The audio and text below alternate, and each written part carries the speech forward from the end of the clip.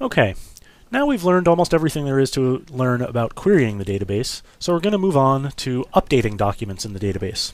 Let's take a look at our people collection.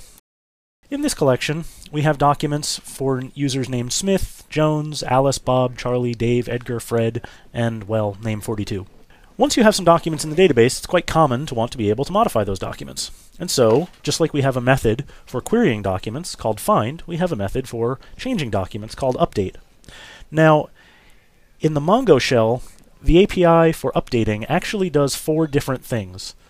Right now we're going to learn about one of them, and we'll learn about the rest as we go. Just like queries are methods on a collection, updates are methods on a collection. And updates take at least 2 arguments.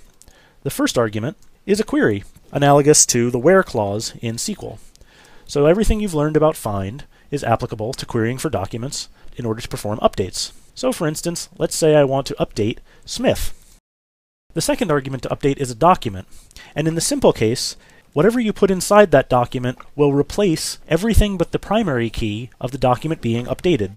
So if I say, find a document with name Smith, and I put some fields in here, let's say name Thompson, and salary 50,000, then this update will replace whatever is in the document that currently exists, where the name is Smith, with those fields that I specify in the second argument. As you can see, the top line of my terminal window shows the underscore ID with a particular object ID, and that had the name Smith.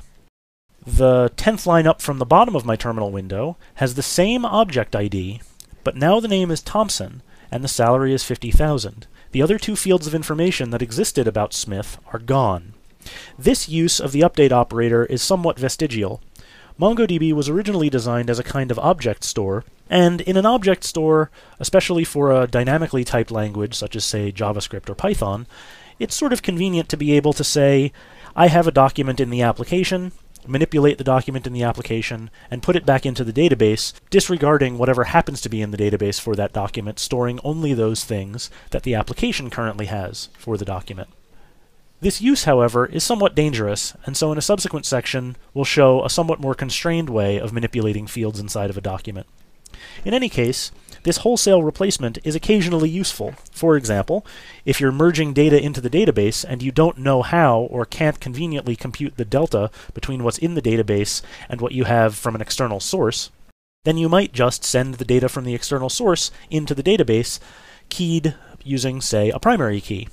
This is not an infrequent use for this replacing version of update.